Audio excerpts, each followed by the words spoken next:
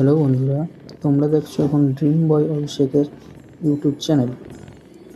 তো আজ আমরা যাচ্ছি বক্রেশ্বর, যেটি অবস্থিত পশ্চিমবাংলার বীরভূম জেলার দুবরাজপুরের কাছে। তো আমরা সকাল সকাল বেরিয়ে পড়েছি বাইক নিয়ে, সকাল 6টার সময় বক্রেশ্বরের দিকে। তো চলো বন্ধু, যাওয়া যাক।